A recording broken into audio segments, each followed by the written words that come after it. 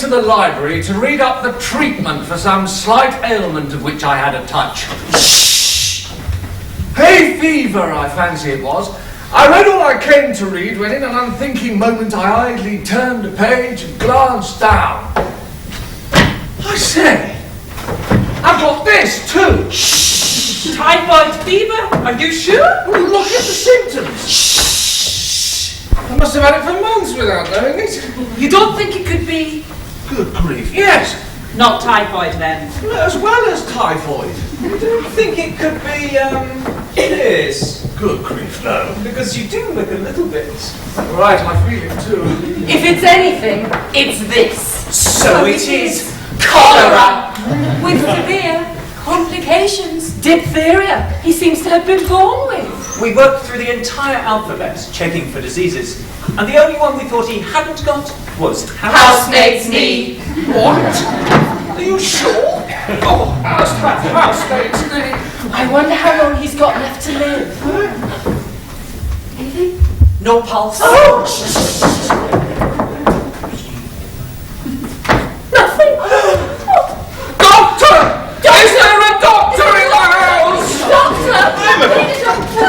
Come on, I'm a doctor. Oh, now what seems to be the matter here? I'll tell you what's not the matter. Housemaid's knee. Everything else he has got. I see.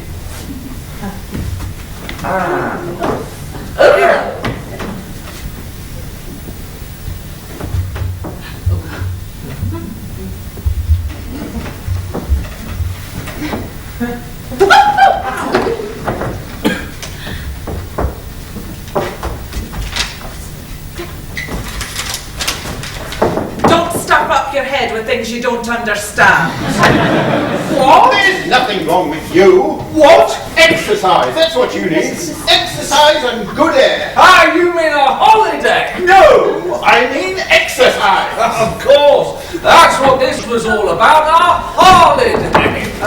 I went back to my rooms.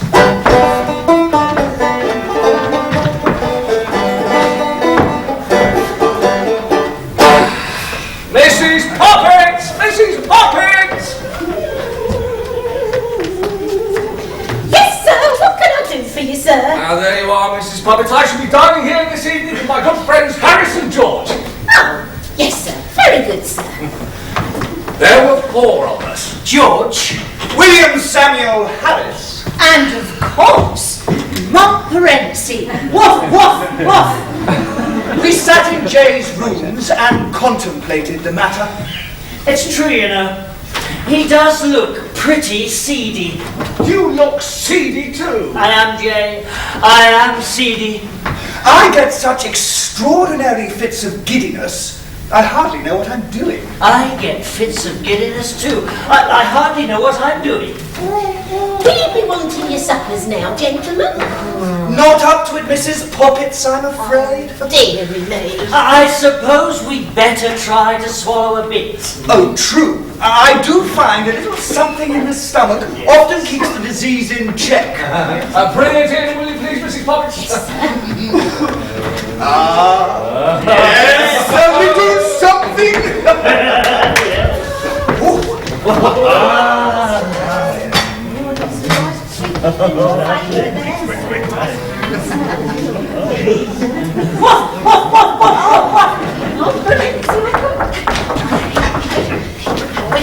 You know, what we want is a rest.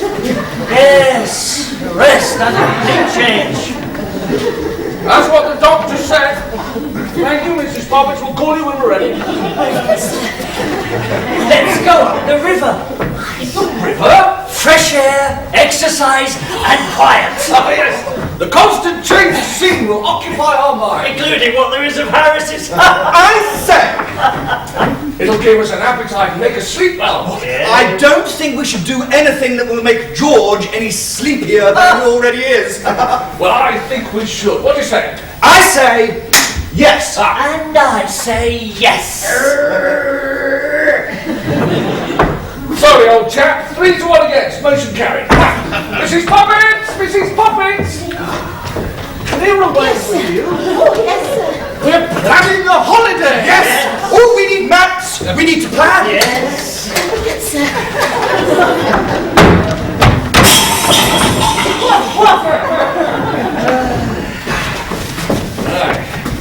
We can start next Saturday from Kingston. We can go up in the morning and take the boat down up to Chertsey. Not me, old boy. I shall be in the city till the afternoon. George goes to sleep at the bank from 10 until 4 each day. Except Saturdays, when they wake him up and put him out at 2. Well, you can come straight from the bank and meet us there. Shall we camp out or sleep at inns? Oh, camp out, definitely. Oh, yes. Let's be wild and free. Just picture it. Slowly the golden memory of the dead sun fades from the hearts of the cold, sad clouds.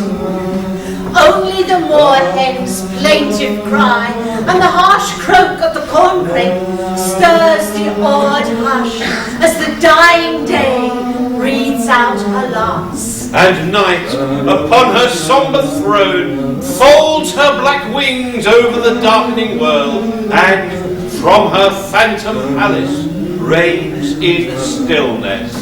We run our little boat into some quiet nook. The tent is pitched and the frugal supper cooked and eaten. The river sings a low song that we, who have so often nestled on its yielding bosom, think somehow we understand. Though we could not tell you in mere words the story that we listened to. And loud, by the lapping water and the rustling trees, we fall asleep under the great still stars and dream that the world is young again. Young and sweet as she used to be, ere the centuries of fret and care had furrowed her fair brow. What if it rains? There's no poetry about Harris. Well, camping out in rainy weather isn't pleasant. Just picture it. You're wet through. There's at least 2 inches of water in the boat, and all the things are damp. And you have to put the tent up. It's hard enough putting a tent up in dry weather. In wet, the task becomes Herculean. And rainwater is the chief article of diet at supper. The bread is 2/3 water. The beefsteak pie is exceedingly rich in it. And the jam and the butter and the salt and the coffee have all combined with it to make soup. In that case, we'll sleep out on fine nights and pub it like respectable folks when it's wet. When we feel like a change. Yes. Now then, plans. Oh, yes. Now, I need a piece of pencil and I will make a list. Alas, Harris, all over, so ready to bear the burden. He reminds me of my Uncle Podger. Ah, yes, your dear old Uncle Podger. You never saw such a commotion in all your life as when Uncle Podger undertook to do a job. Like this picture that had to be put up. Picture, leave that to me. Don't you any of you worry yourselves about that. I'll do all that. Right, I shall need 6 pence of nails. Off you go. Now, you go fetch me the hammer, Will. And you bring me the ruler. And I'm going to have the kitchen chair to stand on. Hang on. Now, run down to Mr. Gobble and then pass kindly down so his knees better and free. Then if he's spinning level. Now, don't run away, but I shall need you to tell Liza to go out for a bit of picture cord. Now, I should need you to hand me up the picture. Not now. I'm about to climb on the chair.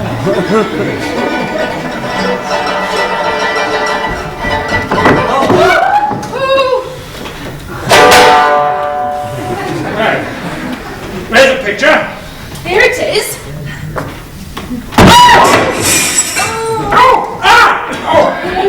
Now he's cut himself on the glass. Where's my handkerchief? Quick, I'm losing blood here. It's in your coat pocket. Where's my coat? I've got a spirit level. Never mind the spirit level. Where's my coat? But what about the tools? Look, forget about the tools. Start looking for the coat. Don't any of you know where my coat is? I've never met such a set in all my life. We're down to 5 minutes.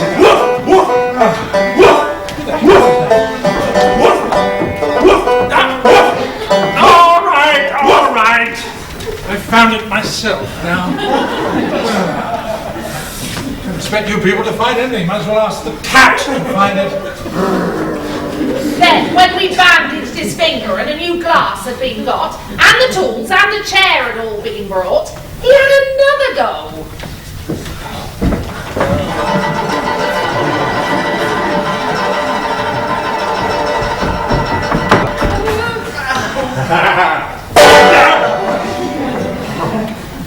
Hammer!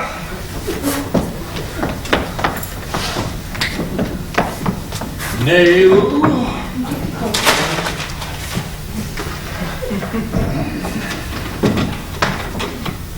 Oh, now the nail's gone! Come on, you're going to leave me up here all evening? Got it. Well, where's the hammer gone? What have I done with the hammer? If you're all staring around, none of you know what I've done with the... Then, when we found the hammer for him, he lost sight of the mark he'd made on the wall and had to remeasure. He used a piece of string this time.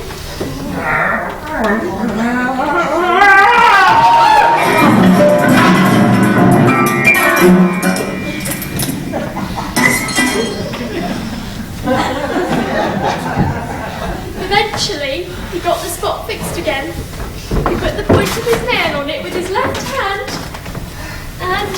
Hammer!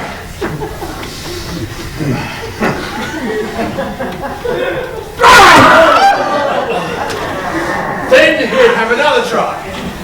And the nail will go clean through the plaster. And pass the hammer after it. By about midnight, the picture would be up. very crooked and insecure. Oh, and all of us dead, beat and wretched. Except Uncle Podger. There you are, all done. Next time you plan to hammer a nail into the wall, let me know first and I'll spend a week at Mother's while you're doing it. Really, you women, you make such fuss. Some people would have got someone in to do a little job like that. Oh, come on! Pick up all these tools. Chomp.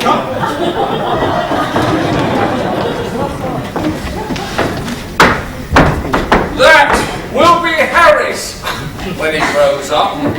If there's work to be done, you and George can do it. Let me make the list. Well now, what will we need in the way of food? Breakfast! good! Eggs and bacon, which are easy to cook. Cold meats. Tea, bread and butter. And jam. For lunch, biscuits and cold meats. Ooh, bread, butter and jam. Yes, but no cheese. No. Definitely no cheese. There's too much odour about cheese. I remember a friend of mine buying a couple of cheeses at Liverpool. Splendid cheeses they were. Ripe and mellow. With a 200 horsepower centre motor. They could knock a man over at 200 yards. I say, would you mind taking them back to London for me? Oh, with pleasure, old thing, with pleasure. So we took them away in a cab. A ramshackle affair dragged along by a knock-kneed, broken-wheeled horse, who, when he got a whiff from the cheeses, dashed off at 3 miles an hour with a snort of terror. But I got to the station and I found my train.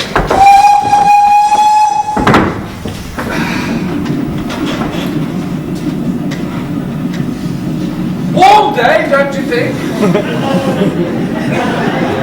It's very close in here. Quite oppressive.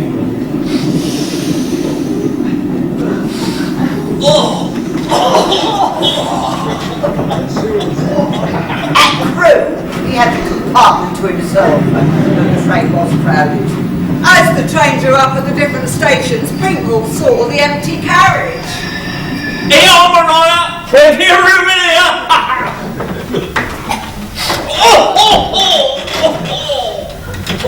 From Euston, he took the cheeses to his friend's house. Where his friend's wife greeted him. What is it? Tell me the worst. It's a couple of cheeses. Well, what am I supposed to do with them? Keep them in a wasp place and make sure nobody touches them. Nobody's likely to touch them. Would you mind keeping them for him? Madam, I'm afraid you have your answer. Then I shall take the children and go to an hotel until those cheeses are eaten. I decline to live in the same house as them. So my friend determined to get rid of them.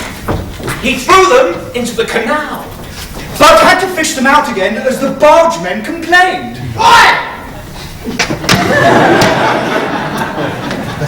He took them one dark night and left them at the parish mortuary. But the coroner discovered them and made a fearful fuss. He eventually got rid of them by taking them down to the seaside and burying them in the beach. It gained the place quite a reputation. We checked it and consumptive people used to find it for years after. So, as fond as we are of cheese, we were all agreed. No cheese! Having decided on the food, the next thing to do was the packing. I said I'd pack. Certainly, old boy. Packing is one of those many things I feel I do much better than anybody else living. Well, of course. Well, that's hardly what I intended. What he meant was that he would boss the job and George and Harris would potter about him in his direction. However, I didn't say anything but started the packing. The thing about packing is to be methodical.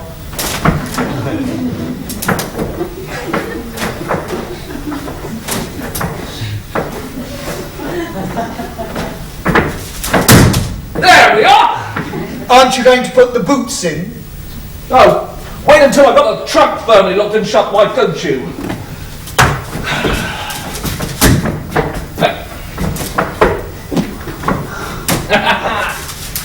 There we are!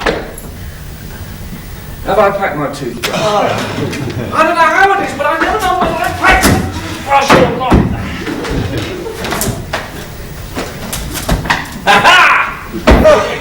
Oh, come on! We'll never get done at this rate. Yes, Start we better take over. Stand aside, Jay.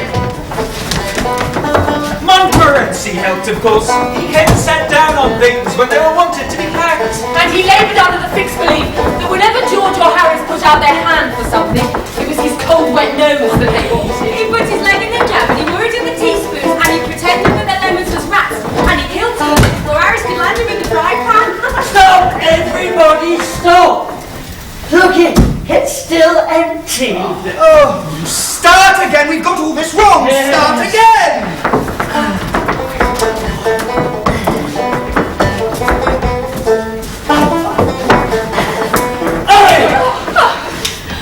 Just a minute. Where's Montmorency?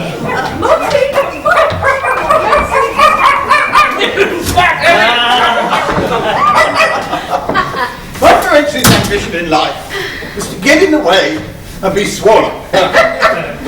If he can squirm in anywhere where he particularly is not wanted, And be a perfect nuisance. and make people mad, And get things thrown at his head. Then he feels his day has not been wasted. Don't you, boy? It's the natural original sin that's born in him that makes him do things like that.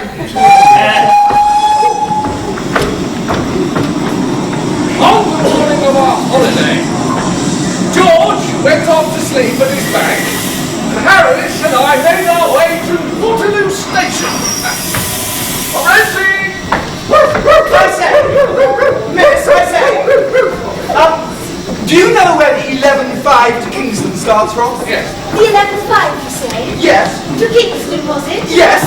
No, I'm afraid not. I do believe it goes from platform 2. And he works here, so he should know. To be quite honest, there is a rumour that goes from 1. Platform 1? Yes. Oh, never. It's starting from the local Kings. Oh, yes. So it won't go from there then. I thought you didn't know. Yes. I know where it won't go from. Well, I met a man who said he'd seen it at platform 3. Oh, that's the Southampton Express. Or is it the Windsor Loop? Anyway, that won't get you to Kingston. So they all went to platform 3. Or was it platform 1? There they met a man who said he was the engine driver. So they asked him. Well now, let me see. Because it's nearly 11.5 now. Well, I can't say for certain, of course, but I rather think I am. If I'm not, I'm pretty confident I'm the 9:32 for Virginia Water, or the 10 a.m. or the Isle of Wight. The Isle of Wight? Yes, it's right, or somewhere in that direction. Anyway, you'll know when you get there, won't you? Now, look here, old boy. You couldn't be the 11.5 to Kingston, could you? Yes, no one will know if you quietly slip away and go to Kingston. Well, I don't know, gents. There's half a crown in it for you. All right then. Climb aboard! Thus, they got to Kingston by the London and South Western Railway.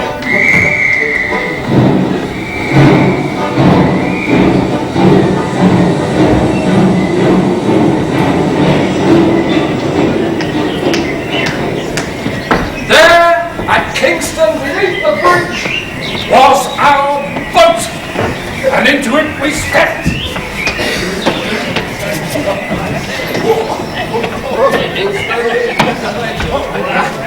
Have a good trek there.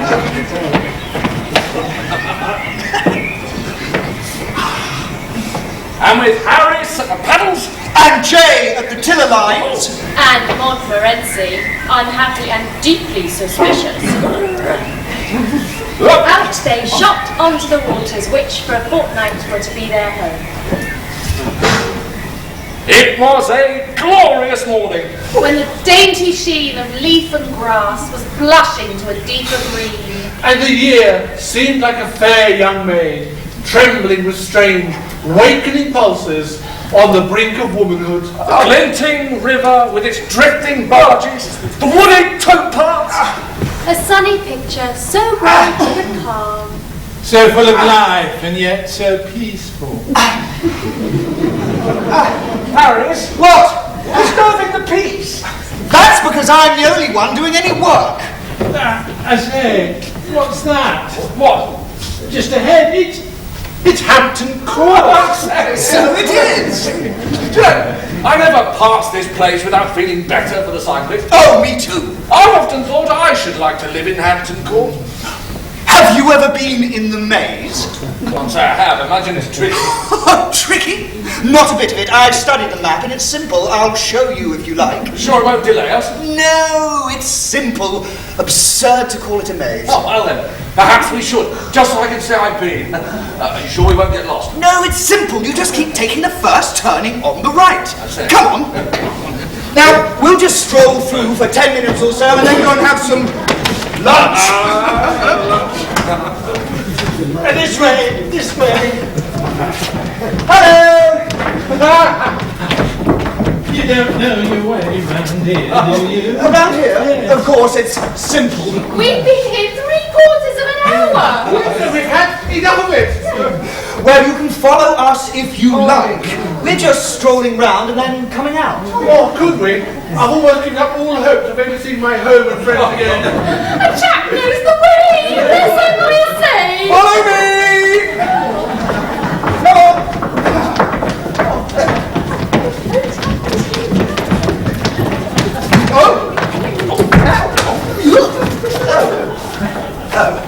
What's the matter? No, we're all right. It is a very big maze, Harris. Oh yes, one of the largest in Europe. It must be. We've walked a good 2 miles already. No, nothing like it. Anyway, we're nearly there. Now come along, keep up everyone!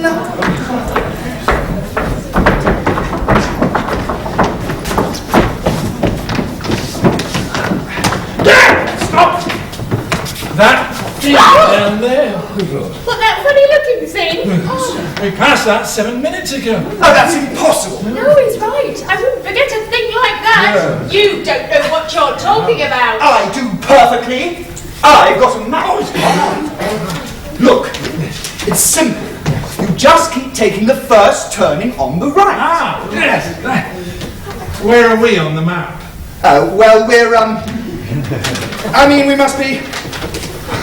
Look, I think the best thing is if we go back to the entrance. Yes. And then we can start again. Yes. Come along. Follow me. Oh, he doesn't know. Quick.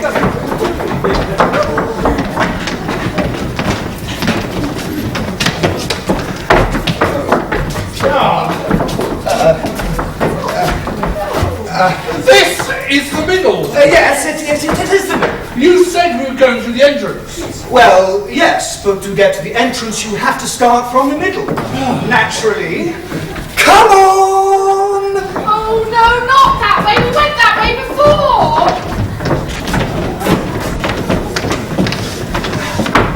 There, it's happening again. That shouldn't be there. Let me consult the map. Oh no, not the map. I can't stand it. Oh please, not the map. I can't stand the sound of it anymore. Oh! Now look what you've done. You'll never get out now.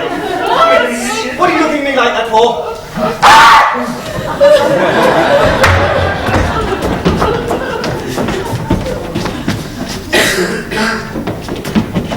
Harris could not help feeling that to a certain extent he had become unpopular. In the end, we sang out for the keeper, and he climbed up the ladder outside and shouted out directions. But by this time we were incapable of understanding, so he told us to stay where we were and he'd come to us. He was new to the business then. Once he got in, he couldn't find us.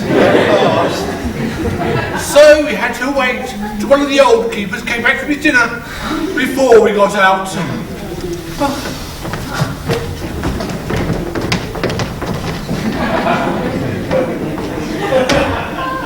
Yes, Harris, very good. You know, I was thinking, maybe we should let George have a go on the way back. Good idea.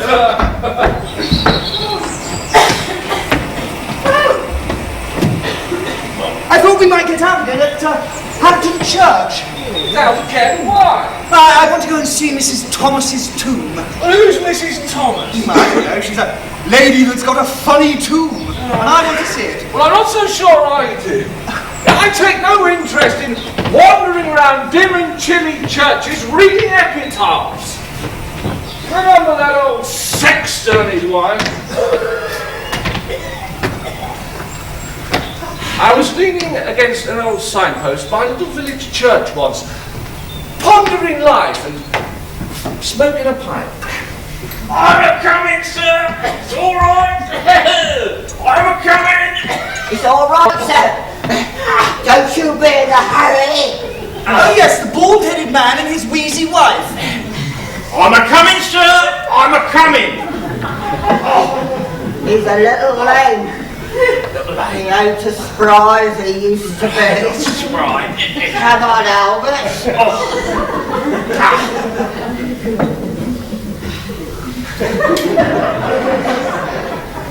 Go away, you miserable old man! I'll come as soon as I could, sir. We only see you till just this minute. Follow us, sir. Go away! Don't you want to see the tombs? No, I don't! Go away and don't disturb me. I'm chock full of beautiful and noble thoughts, and I want to stop writing. Oh, sir, you must want to come and see the tomb. Folks been buried there, you know. In coffins. Coffins. No, I don't want to see them. Why should I? Oh, Martha. You don't want to? You don't want to? Oh, but don't upset yourself. Surely you want to stand and see the memorial window. Memorial windows. No. Here, I've got a couple of skulls in the crypt. You must want to see them, or do come and see the skulls. You're a young man, out on holiday. You want to enjoy yourself. Come and see the skulls. Get off me! Come and see the skulls, sir. Come and see the skulls. Go away! Shoot! Let me go!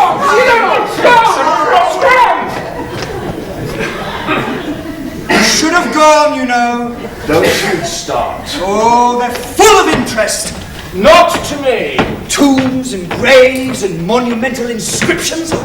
Fathead. I've been looking forward to seeing Mrs. Thomas's tomb since the first moment this trip was proposed. Well, that proves it. In fact, I wouldn't have come if it hadn't been for seeing Mrs. Thomas's tomb. You chaps! George! Ahoy, me hearties! What's that? It's a ukulele. They're all the rage. I didn't know you could play the ukulele. I can't, but it's very easy, and I've got the instruction book. I say, you could accompany me from one of my comic songs. No, Harris old man, definitely not. It's one of Harris's fixed ideas that he can sing a comic song. The fixed idea, on the contrary, among his friends is that he can't, and that he ought not to be allowed to try. Oh, do, Mr. Harris, do sing for us. Well, I do only sing a comic song.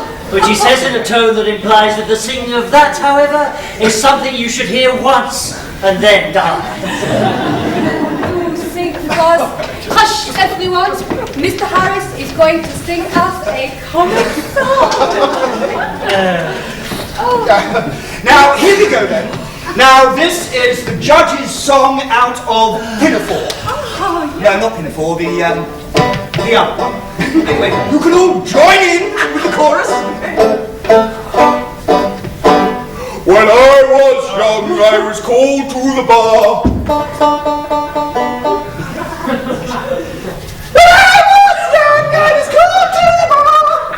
That, sir, is trial by jury. Oh, yes. Yes, of course. It is. Yes. Trial by jury. When I was young, I served a term as office boy in an attorney's firm. I swept the windows and I swept the door. No, dash. I cleaned up the windows of the big front door and I polished up the floor. No. Big front door like that. No, dash it. It's gone. Now, I think it's best if I just move on to the chorus. Yeah. And I diddly now I am the ruler of the Queen's Navy, everyone! And he did, and now he's the ruler of the Queen's Navy. Oh, thank you very much. Thank you very much. I think that went rather well. They loved it. Did you see the way their eyes were shining? Shall I sing them on another one? Now, a little song of my own. I say, that's a bit rich. I was going to sing again. I should just let her have her turn, old man. We told them that they really ought to hear Frau Schlossenbossen's great German song. Her great German comic song. Oh, yes, of course. It's hilarious. I mean, a German comic song? That's a contradiction in terms. Very funny. Frau Schlossenboschen sang it before the German Emperor once, and he laughed so much he had to be carried off to bed. She does keep so intensely serious all the time. But that, of course, just makes it all the funnier. Oh, yes, you will like it, I promise. No German at all. Do we know German? You might struggle if not. Do we know German? I should say we do, don't we, Jack? German, yes, like a native. Like a native? Definitely. Definitely. Whoa, whoa, whoa. Hear that? Bark!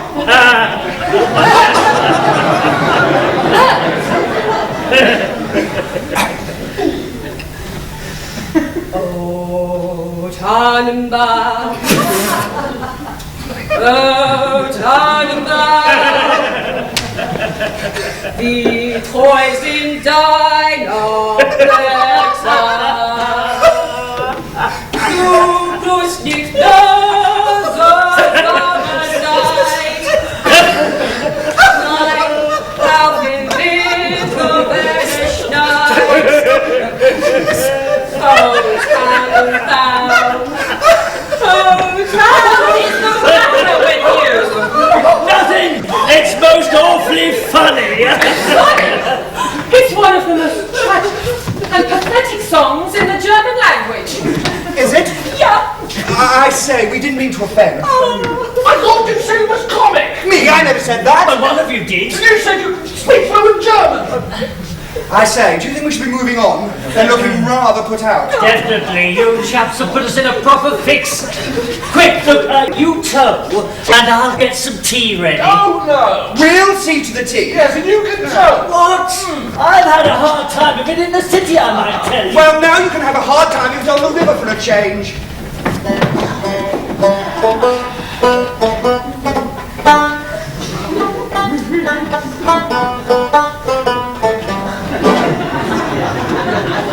So, George took the rope and towed us steadily onto Penton Moor, where we thought we might stop and camp out for the night. Or we could push on and head straight for Runnymede. That's a good idea. Let's do that. So we did.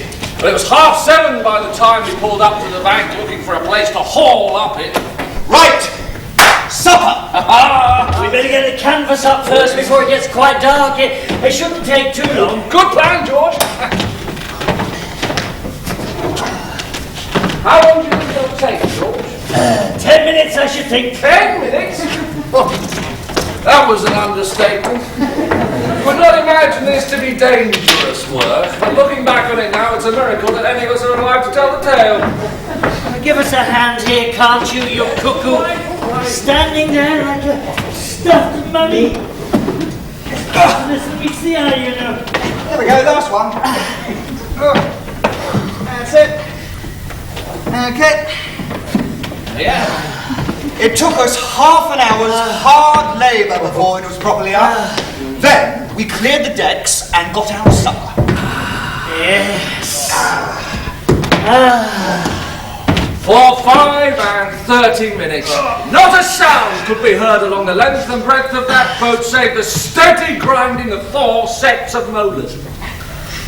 Then...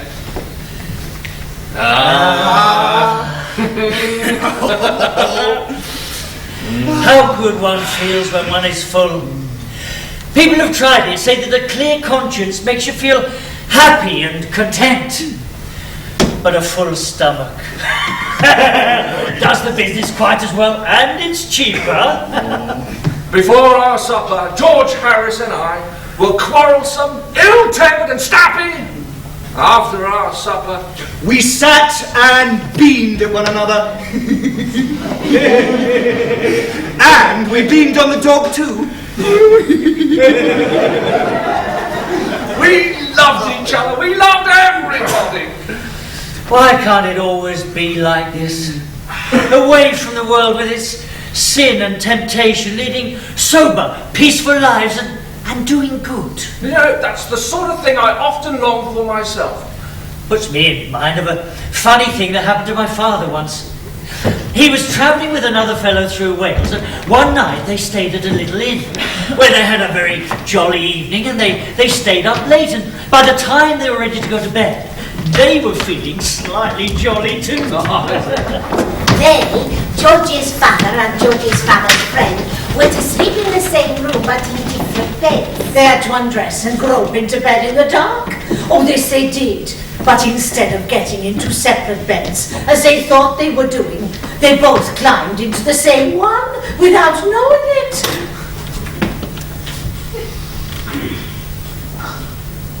Night, night, old chap. Night, night. Oh? What's the matter, Tom? There's a man in my bed. Well, it's extraordinary. But I'm blessed if there isn't a man in my bed, too.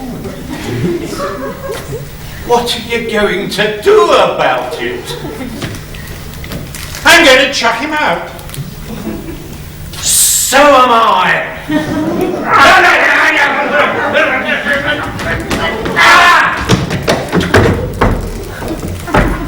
I say, Tom. Yes? How have you got on? Well, to tell you the truth, my man's chucked me out. So's mine. I say, I don't think much of this inn, do you?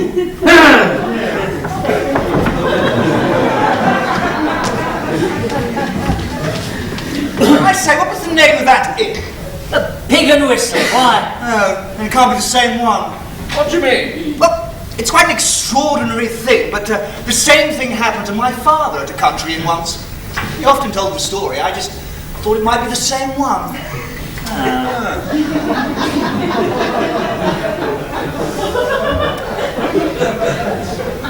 It was a glorious night. The moon had sunk, left the quiet earth alone with the stars. They awe us, these stars, so cold, so clear. They do. Good night, old man. Good night. Good night.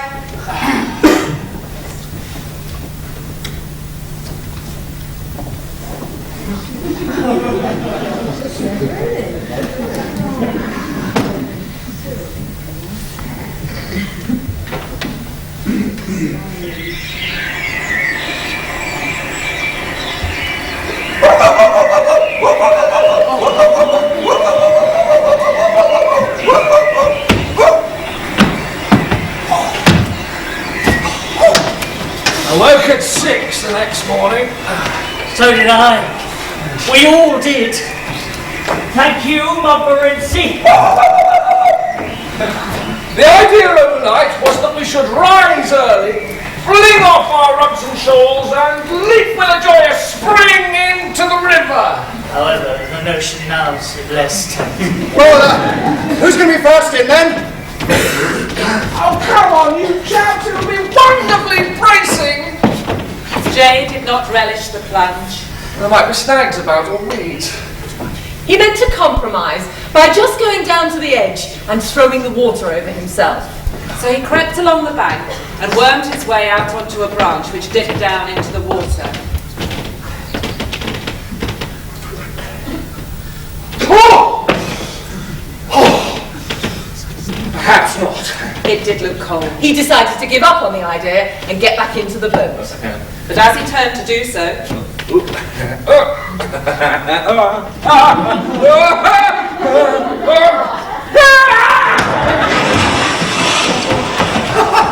I say, old Jay's gone in. Well, do you have the pluck?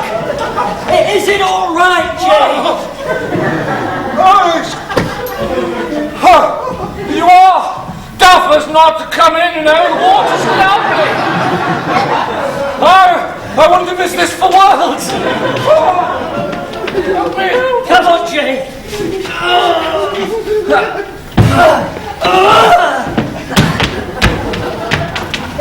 Jay, here. Catch.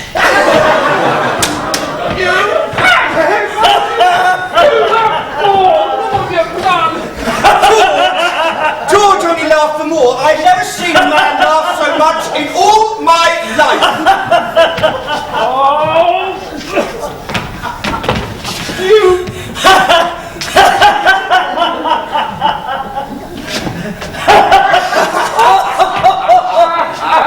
I'm going to fish it out. It isn't mine. It's yours. I've never seen a man's face change from lively to severe so suddenly in all my life before. You cuckoo! Why the deuce don't you get dressed on the bank? You're not fit to be in a boat, you're not. We tried to make him see the fun of the thing, but he could not. George is very dense at seeing a joke sometimes. Once we were properly up, we turned our attention to the next important stage of the journey. Breakfast!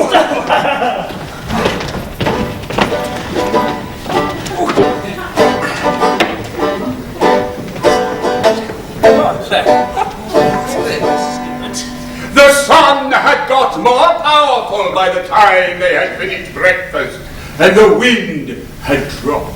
It was as beautiful a day as one could desire. They gazed upon the river, and little there was to remind them of the 19th century. As they looked out in the morning sunlight, They could just fancy that the centuries between now and that ever-to-be famous June morning of 1215 had been drawn aside. And that English yeoman's sons in homespun cloth with dirk belt were waiting to witness the writing page of history. We give you King John and Magna Carta.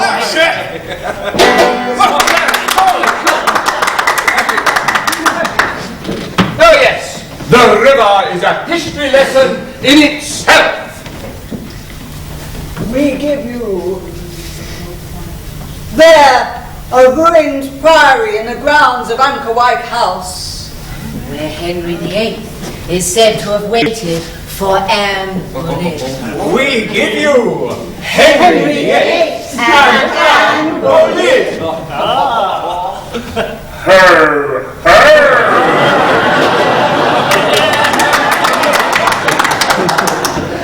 He also used to meet her at Hever Castle in the county of Kent.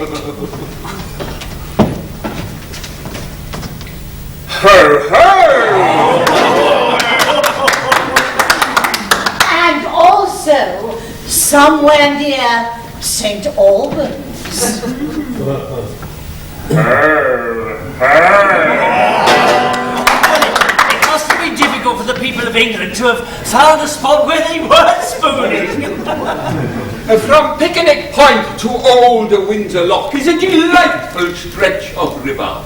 A shady road, dotted here and there with dainty little cottages, runs by the bank up to a picturesque inn. Where a very good glass of ale may be drunk, if I remember correctly. I believe Edward the Confessor had a palace at Old Windsor. So he did. And it was here that the great Earl Godwin was accused of encompassing the death of the king's brother. We give you Edward the Confessor and Earl Godwin. Yes, was the Earl guilty? Oh, Earl Godwin was determined to prove his innocence. He took a piece of bread, broke it, and held it in his hand. If I am guilty, may this bread choke me when I eat it.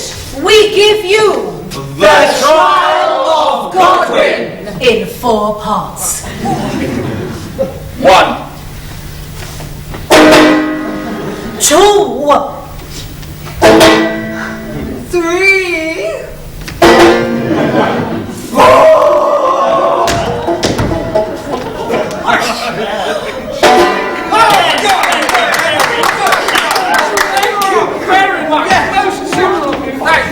Yes, now, is there anything we can do for you in return? Well, actually, I have a little song that will have you rolling in the aisle. Shall I sing it? Yes? No, I tell you what. A song of the river. Come in, everybody.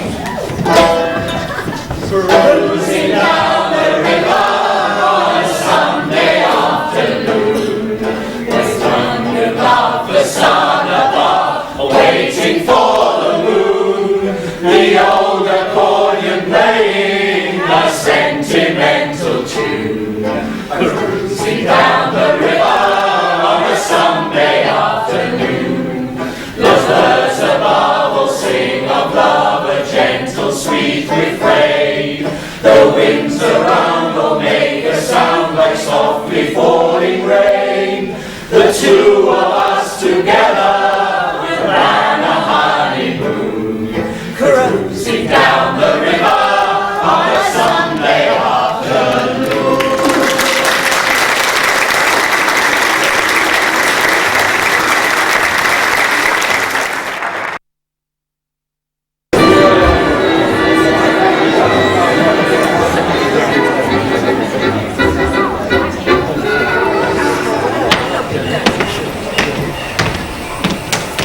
We have made good progress. Where are we then? A little below Monkey Island, I think. And what time is it? I should say about midday. Midday, you say? You mean lunch? Yes. A little something? They tackled the cold beef for lunch, with cold new potatoes, stand pie, and... Chuck out the mustard, old boy. The mustard? Yes, the mustard. Oh, I'm afraid there is no mustard. What? He's forgotten the mustard. I'm awfully sorry, I don't know what to say. So, no mustard. No.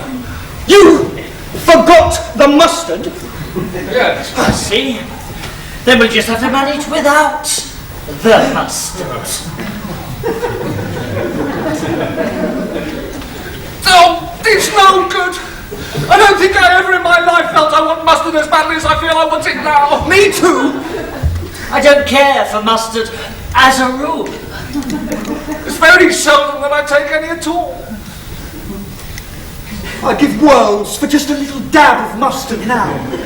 He knew not how many worlds there be in the universe, but anyone who had given him a spoonful of mustard at that precise moment could have had them all. It cast a gloom over the boat, there being no mustard. They ate their beef in silence. Existence seemed hollow and uninteresting. They thought of the happy days of childhood. There was mustard then. There was. And good mustard too. Just a minute. I've got the very thing. I say. A tin of pineapple! A tin of pineapple! Suddenly life was worth living after all. They were very fond of pineapple, all three of them. They stared at that picture on the tin. They thought of the juice. Get the tin opener, Jay.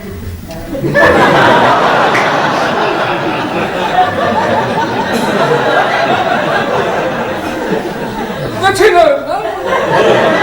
Yes, the tin opener. I'm sure I'm packed in here somewhere. Where? I can't remember. What are we going to do? It's no good. He has forgotten the tin opener. Right, give it to me. Give it to me. George tried a pair of scissors. But the scissors flew up and nearly put his eye out. Then Harris tried a pocket knife. That doesn't sound bad, me. Jay tried to despite the end of the picture. But the tin rolled over uninjured and broke a teacup. They beat it out flat. He beat it back square. They battered it in every shape and drop. George went at it. Knocked it into shape. So weird, so unlikely, wild business, that they all got frightened and couldn't go near it. Then we all got mad. Yes. Come on, Jay. Come on, Jay. That's it. Sorted. You've got another one. Come on, Jay. Come on, Jay. You've got it, Jay. Come on. Come on, Jay.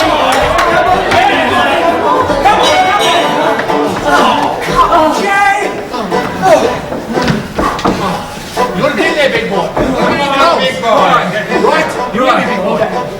You left it open him up and just keep dancing. Keep dancing. No, getting close. Come on, Jay. Come on, Jay. This time.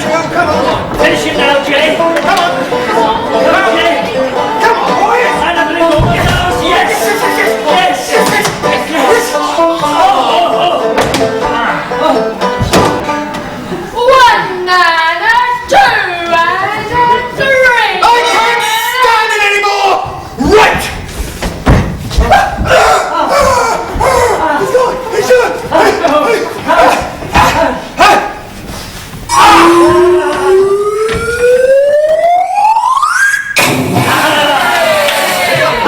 Yes. And as it sank, we hurled our curses after it. Dash bad form. Arrow, bully, nuisance, Yes. chunks. Then we got back in the boat and rowed away from the spot. And we never paused till we reached Maidenhead. They went through Maidenhead quickly, then on and on through Crookham Lock. Then Cliveden Woods rose up, which is perhaps the sweetest spot on all the river. But they did not linger. On they went.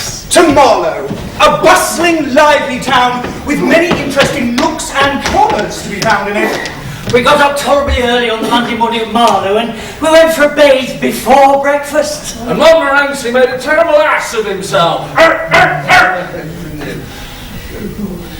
The only subject on which Montmorency and I have any serious difference of opinion is cats. Jay likes cats. Montmorency does not. When Jay meets a cat, he says, "Poor pussy," and stoops to tickle it on the side of its head. And all is gentleness and peace. But when Montmorency meets a cat, There's enough bad language wasted in 10 seconds to last an ordinary, respectable man all his life, with care. I do not blame the dog, for I take it that that is his nature. Anyway, we were on our way back from our dip when, halfway up the high street, a cat came out from one of the houses in front of us. It was the cry of a stern warrior who sees his foe delivered into his hands. The cat had lost half its tail, one of its ears, and a fairly appreciable proportion of its nose. It had a calm, contented air about it.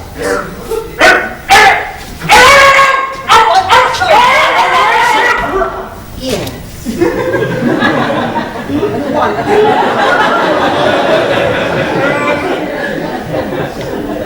Is there anything I can do for you? No.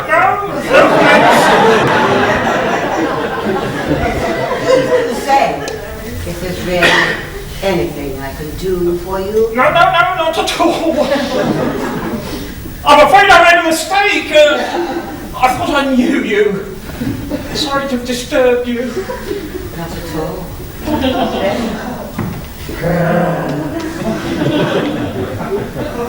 morning. Good morning. And to this day, if you say the word cats to Montmorency, please don't. They went shopping after breakfast and revictualled the boat. Oh, just a few things to keep us going. 10 pounds of potatoes. bushel of peas, a few cabbages, a beefsteak pie, 2 gooseberry tarts, a leg of mutton from the hotel, fruit, cakes, bread and butter, jam, bacon and eggs, and a few other things we foraged round about the town for. They found themselves short of water at Hampton Lock, so they took their jar and went up to the lockkeeper's house to beg for some. George was spokesman. He put on a winning smile. A winning smile, you ask? This is winning. Oh, just get on with it.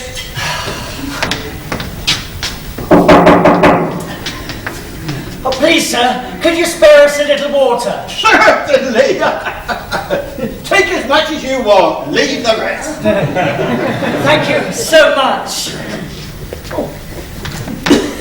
Well, whereabouts do you keep it? It's where it always is. Just behind you. No, I don't see it. Bless me, where's your eyes? There's enough of it to see, ain't there? Oh, but we couldn't possibly drink the river, you know. Don't. But you could drink some of it. I've been drinking it the last 15 years. So the jar remained empty, and it was a case of going without our tea or filling up the water from the river. You know, it should be all right if we boil it first. The various germs present in the water would be killed by the boiling. So they filled the kettle with Thames backwater and boiled it. And very careful we were to see that it did boil too. What's that? What's what? Why, that! And there, coming towards them, on the sluggish current, was a dog. No, not you, Montmorency. Oh, I see. You mean... The part of the floating dog will be performed by Montmorency. It was what I should call a A full-bodied dog with a well-developed chest.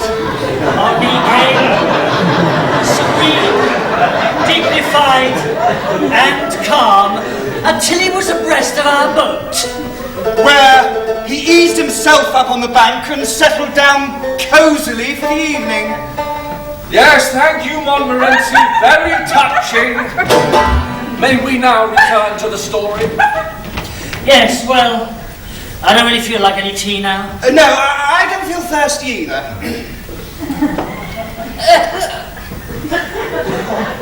The trouble is, I've drunk half of mine. Yes. You don't think, I'm not likely to get typhoid or anything like that? Well, I shouldn't think so. No, I should say you've got a very good chance of escaping it. Anyway, you should know in about a fortnight. No? Whether you have it or not. Right, I knew it, I said, didn't I, before I came on this trip, typhoid. I mean, that's why I came on this trip in the first place, to avoid typhoid. Oh, no, look at me.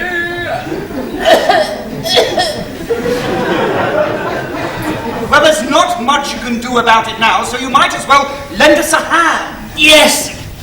Come on! To take his mind off the possibility, they moved on to Wargrave. It's a shortcut leading out to the right-hand bank, about half a mile above Marsh Lock, and it's well worth taking, being a pretty, shady little piece of stream. Besides, saving them nearly half a mile of distance. Of course, its entrance is studded with posts and chains and surrounded with notice boards, menacing all kinds of torture, imprisonment, and death to anyone who dares set skull upon its waters. But if you've got 5 minutes to spare, and there's nobody about, you can take the boards down and throw them in the river. Halfway up the backwater, they were struck by a familiar feeling. Yes! Little something. What about the typhoid? Well, it remains a lingering worry. Yes, but I figure a little lunch would fortify it. Oh, then we must stop at once. So there, islands. Oh, yes. Say, rather. So they got out and tied up at one of a small group of islands. An island. You know, the true spirit of the river is to be found on an island. One can be oneself on an island. One can. Oneself. There's something romantic about the thing. Of course, one is also rather cut off. Yes. But that's the point. Yes. So, lunch. So they set to. It was during this lunch that George and Jay had rather a trying shock. Harris was readying himself to cut into a beefsteak pie. Have you got a spoon up there? I need a spoon to help the gravy with. Yeah, right, Joe. Coming up. Here we are.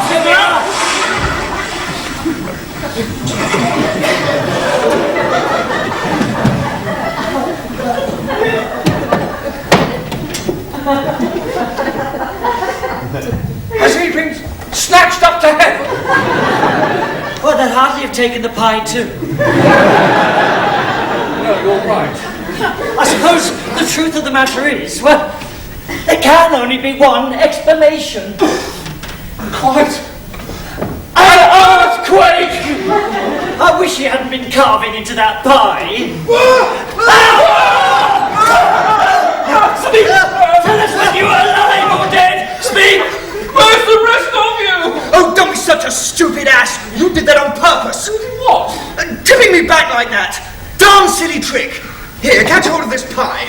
Oh, this poor old thing. That's quite a battery. Yes, it was quite an ordeal. Well, no, not you. The pie. Look at it. It's not much good anymore, is it? What about a nuisance? What about me? We have to eat, old boy. Yes, we've had our barely a morsel since breakfast. Oh, you wouldn't want to eat if you'd been through what I've just been through. I thought at first the end of the world had come. You planned that between you. I know you did. Don't be an ass. We wouldn't plan to ditch a perfectly decent pie, would we? I know what I know. Oh, and thus does unjust suspicion follow even the most blameless. Well, what are we going to eat? I know. What? I'll show you a taste of true riverside cooking. Oh, I say. We'll make an Irish stew. Oh, what a fascinating idea. An Irish stew! An Irish stew. Sam, George made a fire, and Alice and Jay peeled the potatoes. The biggest undertaking of its kind that either of them had ever been involved in. The more they peeled, the more peel there seemed to be left on. George sorted the ingredients. He added a cabbage, A large amount of peas, half a pot pie. Here, how are those potatoes doing? But that won't do. You're wasting them. You're supposed to scrape them, not hang them. Besides, it's ridiculous. Have only 2 potatoes in an Irish stew. You're going to need more than that. Get right in. That's more like it. Now let's see how it's faring.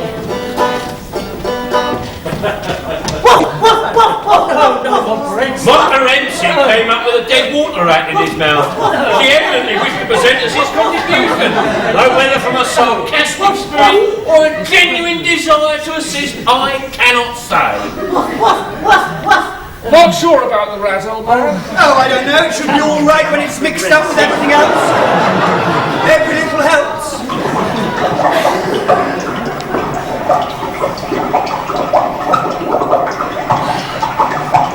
Perfect.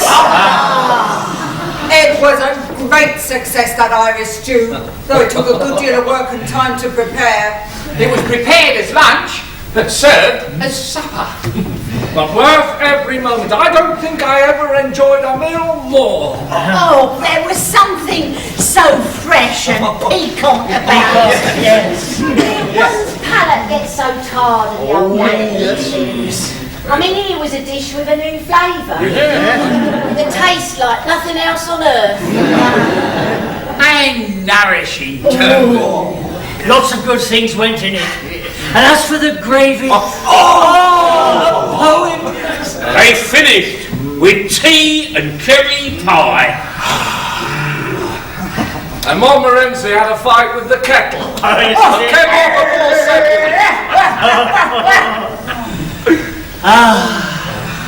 What a pleasant evening. You know what's required now? What's that, old boy? Well, a little soothing music.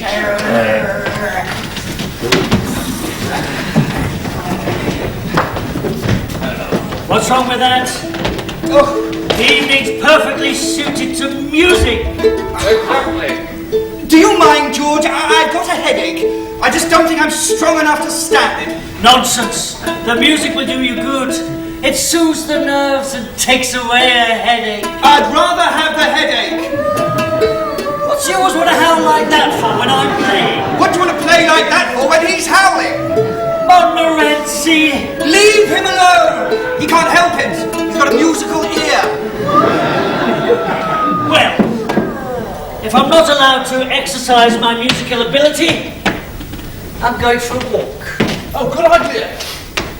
We won't get far. We're on an island. No, but if you row us over the shore, we can have a little mooch around Henley. I don't want to go for a mooch. I want to stay here. Well, then you can row in and then come back, unless you change your mind and want to join us. No! I think the stew's upset him. Yes, he's not used to the high living. I shall have a glass of whiskey in a pipe and then fix things up for the night here. When you want to come back, shout, and I'll row over and fetch you. Well, don't go to sleep, old boy. Oh, not much chance of that while the stew's on. So, Harris rowed us over to the shore. Jay and I got out. Henley was getting ready for the regatta. It was full of bustle. Oh, I see!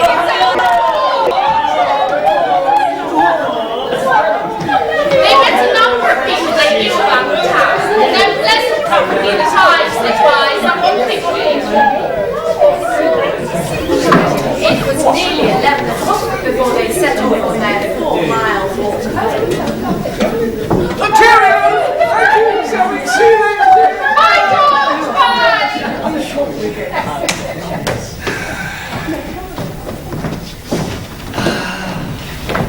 It's what we've learned to call our little boat by now. What is? Home. Ah, yes.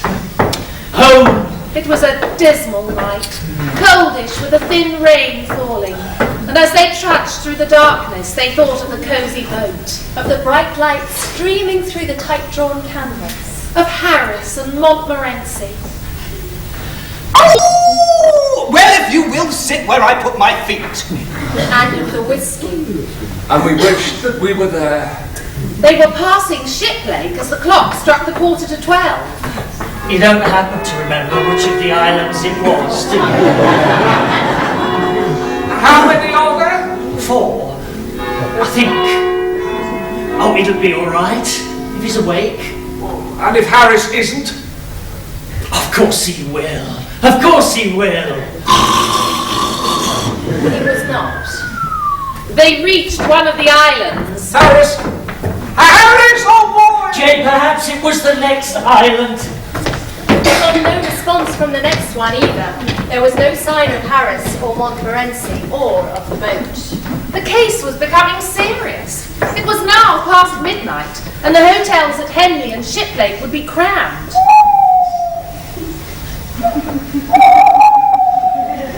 What are we going to do? There's only one thing for it. What's that? Walk back into Henley and assault a policeman. What? To get a night's lodging at Station House. Supposing he just hits us back and refuses to lock us up? I mean, we can't spend the night hitting policemen. Besides, we don't want to overdo the thing and get 6 months. Well, you better come up with a better idea then. The rain was coming down fast by this stage and everybody meant to laugh. They were wet to the skin and cold and miserable. They began to understand the sufferings of the babes in the wood. Then, just when they'd given up all hope. Oh, the swan's pecking my bottom! No! Listen! Harris! Harris! Harris, old boy! How divine is music of the darkness! Montmorency! After what seemed like an hour, but it was really only about 5 minutes, the lighted boat came creeping slowly through the blackness. What is it? Who's there? Harris! Harris, it's us, old boy! Come and get us, Harris! Come over here! It's us, old boy! Hold it now! Oh, what did he say? I said wait there when I tied a boat up! Harris, old boy, how wonderful to see you. There was an unaccountable strangeness about Harris. Something more than mere ordinary tiredness. Harris? Harris! Are you alright? Has anything happened? Yes, it has. What? Swans. I'll tell you if you must know. Well, no, that's alright. We're just The Battle of the Swans! You see, the trouble was that moored us too close to a swan's nest. Me? Well, it certainly wasn't me. Anyway, after you two had gone, the female swan came back and kicked up a row about it. I chivvied her off, and she went away. And then she fetched up her old man. Oh, and then the fight was on. It was quite a struggle. But courage and skill prevailed, and I defeated them. Well done. But there's more. Half an hour later, she came back with 18 other swans. 18? Yes. Oh, it was a fearful battle. And they tried to drag Montmorency and me out of the boat. No! And drown us! No! Yes. And I defended myself like a hero for 4 hours. Well done, Harris. I killed the lot. You killed them? Harris, I don't think you're actually supposed to kill swans, you know. And they all paddled away. How many were there? 32. You said 18 just now. No, I didn't. I said 12. Do you think I can't count? Anyway, I've been kept awake long enough for one night. Let's get back to the boat. Yes.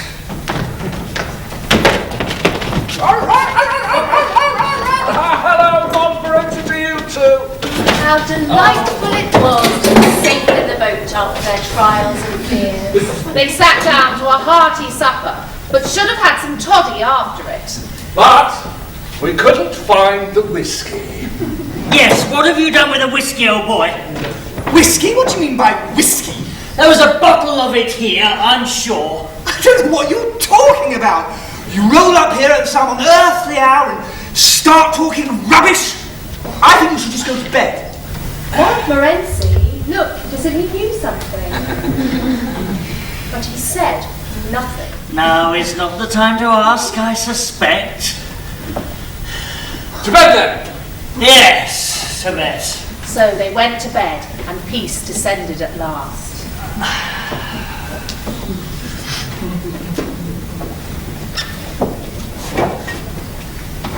I say, you chaps! Here. What have you done with my clothes? What? I can't find my trousers. What the thunder do you want your trousers for in the middle of the night? What have you done with them? I'm having to go to sleep. Jay? Jay! What? Have you seen my socks? No. You haven't got them, have you? No. Or my umbrella? Oh, I can't for the life of me think where my umbrella's got to. Jay? George! Have either of you? Have either of you?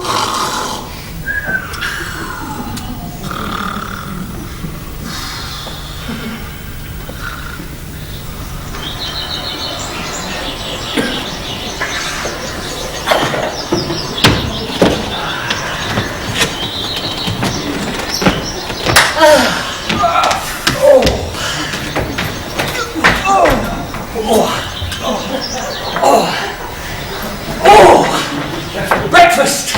A light breakfast this morning, I think.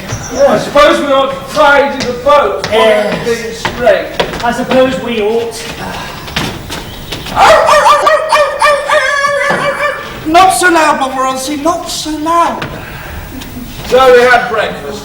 A light breakfast. Set about our chores.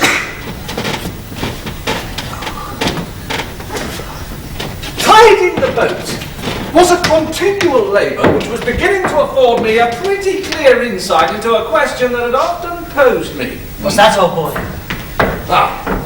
How a woman with the work of only one house on her hands manages to pass her time.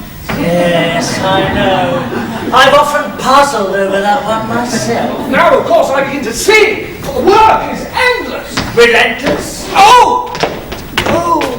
Yes, help him. Oh, boy. We ought to rest. There we are. Gently does it. There we are.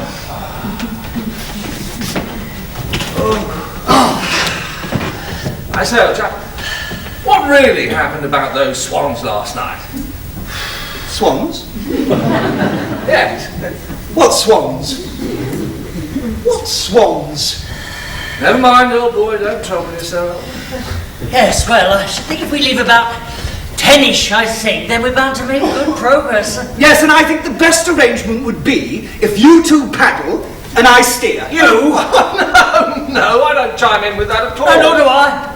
It seems to me I've been doing more than my fair share of work on this trip already. You? No. All that housework for a start. I've done most of that. Well, I'm beginning to feel rather strongly on the subject. What, you? Work? Yes, I always find myself doing more work than I ought. You? It's not that I object to work. I like work. It fascinates me. I could sit and look at it for hours. What? You? Work? Yes. And you couldn't very well have done less. I suppose Jay thinks he's the passenger. And that's their gratitude to me for having brought them and their wretched little boat all the way up from Kingston and having superintended and managed everything for them and taken care of them and slaved on them. That's the way of the world, I suppose. I came in sight of Reading about 11. No, River's dirty and dismal here. in the neighbourhood of Reading. No. Henry the First is buried in Reading. Oh, really? In the Benedictine Abbey. Absolutely fascinating. Where John of Gaunt was married to the Lady Love. Not reason enough to stop Reading. A little above Reading, the river becomes very lovely. From Maple Durham up to Streaky is glorious. Not far from Maple Durham is Ardwick House. Well, would you believe it? Charles I played bowls at Hardwick House. And we got our clothes washed at Streatley.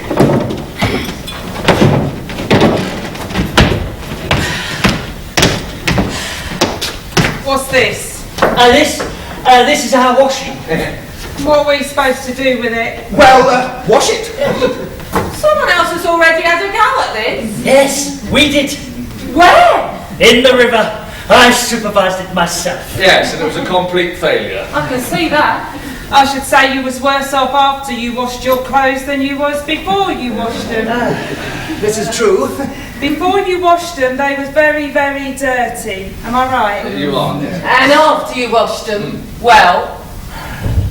Are you saying that you two women who earned a crust by washing refuse to take on art? Well, we will take it. But it will cost you 3 times as much. Because it's not like washing this lot. It's more in the nature of excavating. All right, come on then. Robbery. Cough up, chaps. Absolute robbery. So give them a tip.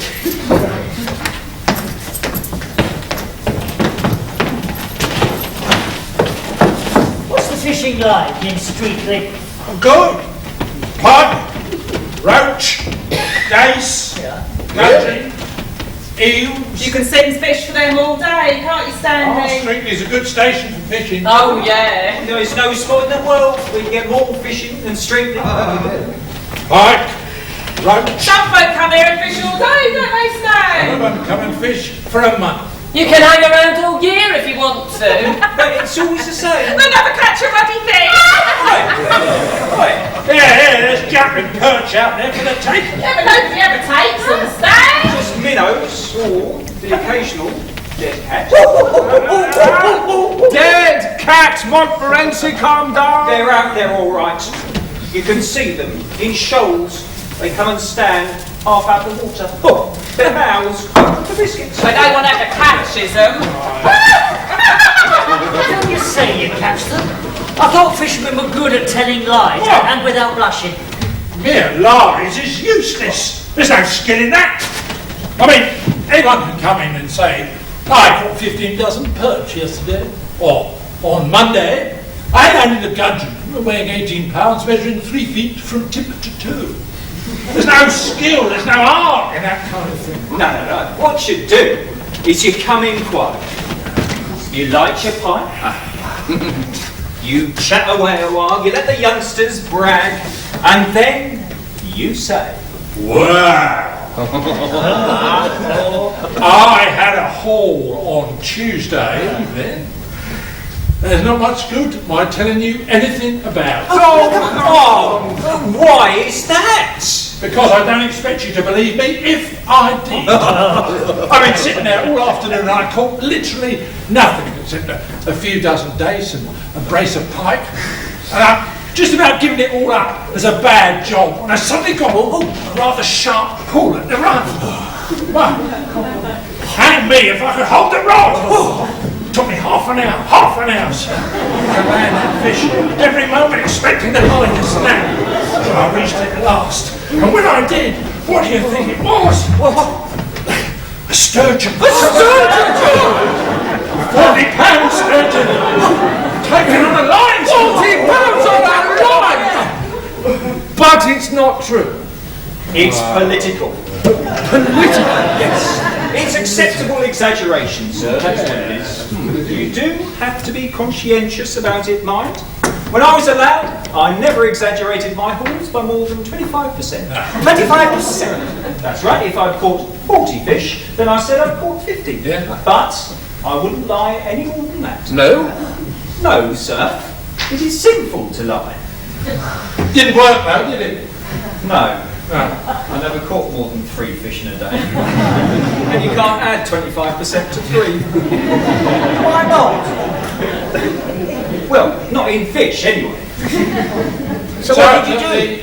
The honest thing to do seemed to be to double the quantity. Still didn't work, though. No.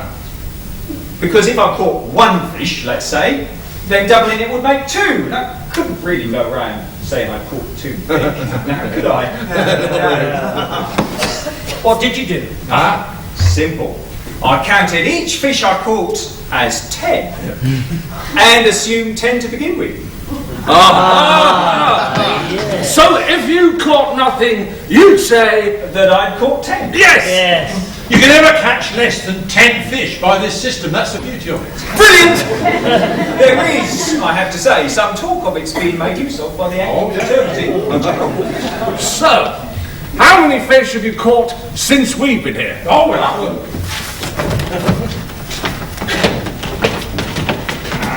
have a look. We left Streatley early the next morning and made our way to Colin Lock. The river's not extraordinarily interesting between Streatley and Wallingford. Actually, there's a stretch of 6.5 miles without a lock. The longest uninterrupted stretch you will find anywhere above Tippington. Good thing, too. We don't like locks.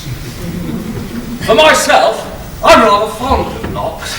I like sitting in the boat and slowly rising out of the cold depths up into fresh reaches and new views. Or sinking down while the gloomy gates creak and the narrow strip of light between them widens to show the full face of the smiling river.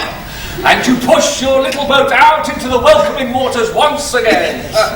They can be nasty things. Nasty, locks. Remember that accident we very nearly had? Which one? There's been so many. The one with the photographer. Ah, yes. The photographer. It was a glorious day and the lock was crowded. I was taking pictures of the boats on the rising waters of the dock.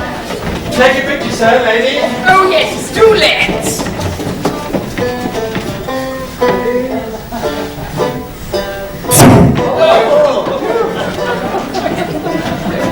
What's the matter with George? I don't know. I think he must have spotted a girl. Oh, it's a photographer. I say. Take your picture, sir. Oh, I don't see why not. And they took up positions in the boat. Everybody ready?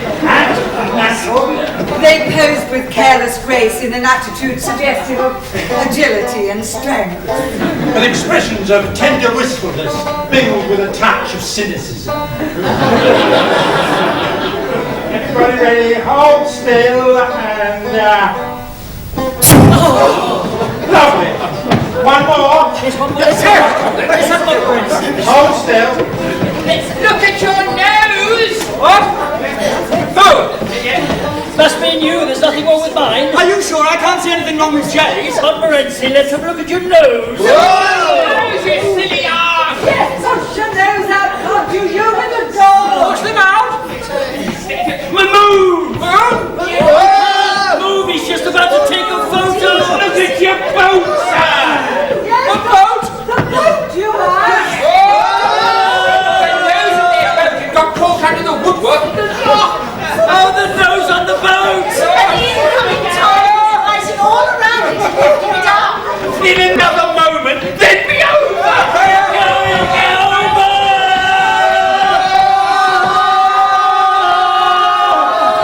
Hold it nice and still.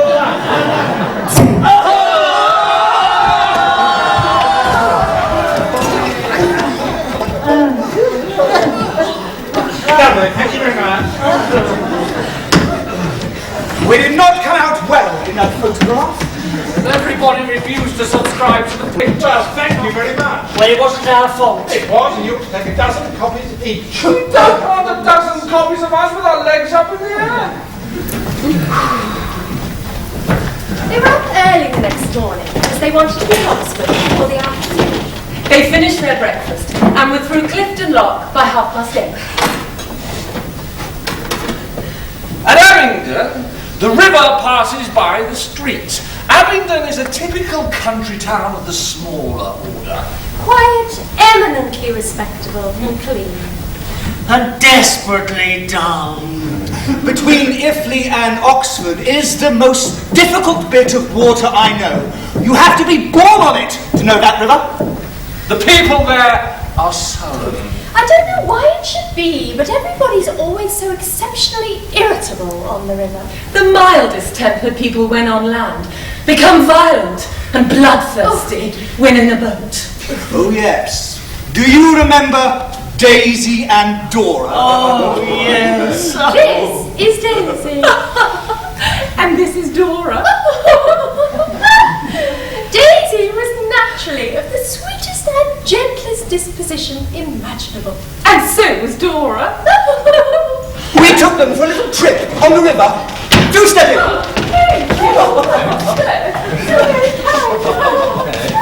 At the stern, they took turns at the tiller.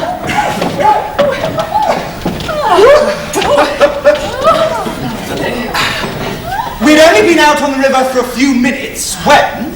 Oh, I say! Look at that man! Yes. That's rather inconsiderate. Yes, bit of an ass. Why don't you look where you're going? Yes! Oh, heavens! A refreshing breeze. Yes, indeed.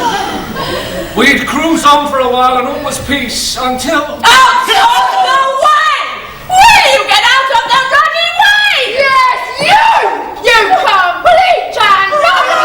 Calm down, dear. Calm down. It's only a river trip. Calm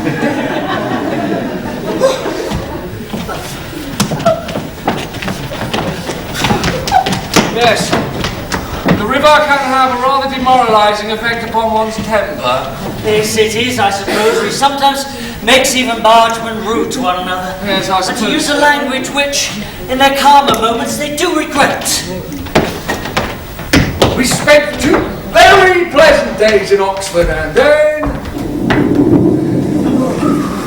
The weather changed and we spent our homeward journey in the midst of steady drizzle. We rode on all that day through the rain. Very melancholy work it was too. No, this is good! Is it? Yes, makes a change. Yes, I like to see the river in all its different aspects. Do you? Yes, we can't all have sunshine. Nor should we wish it. I suppose so. Nature is beautiful even in her tears. That is very true. You know, this puts me in mind of a song I once heard about a gypsy who loved all weather, how he loved the rain, what good it did him, and how he laughed. And those who did not like it. Shall I sing it as we go along? No, thank you. No. I think it might cheer us up. He's going to sing it anyway. I believe he is. Choice do we have? When I was young, I was called to the... Oh, no, I've done it again. When I was young, Harris! Yes? Harris, look, I'm afraid it's not helping, old man. No, it's not helping me either. In fact, we felt like throwing ourselves upon each other's necks and weeping.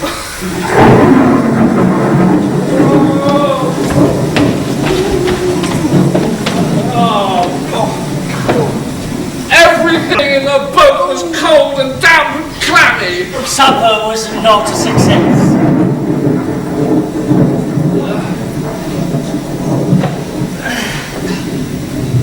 I could do with some whitebait. Or maybe a cutlet. Oh, or a nice sole with white sauce. No, don't think about it, Harris. Let's just turn in for the night. The man I knew came up the river 2 years ago and slept in a damp boat on just such a night as this. And it gave him rheumatic fever. And there was nothing that was able to cure him. And he died in great agony 10 days afterwards. This pleasant conversation naturally led to talk about sciatica, fevers, chills, bronchitis. I suppose it would be awkward if one of us would be taken seriously ill during the night. Yes, the seeing as how far we are away from a doctor.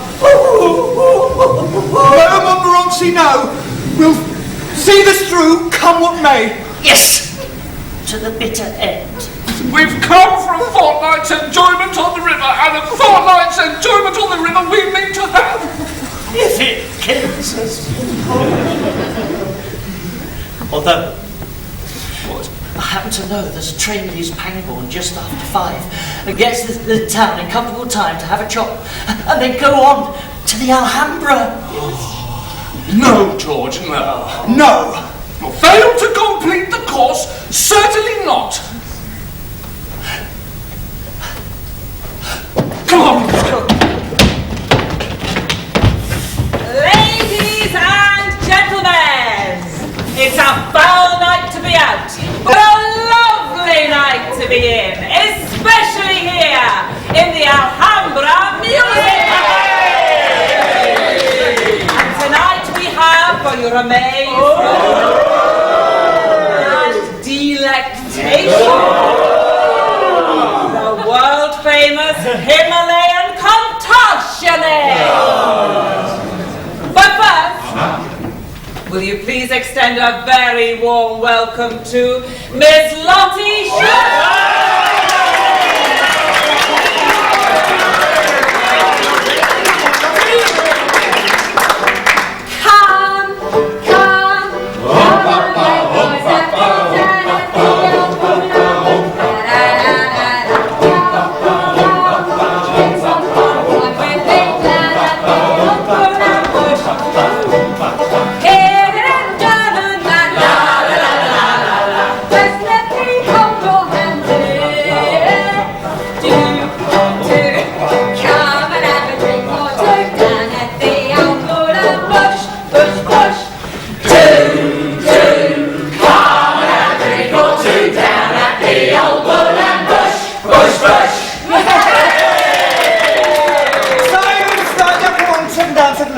Now we've had a very pleasant trip, and it just remains for me to thank old Father Ted.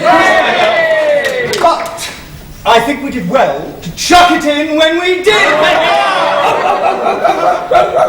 Here's to 3 men well out of the black.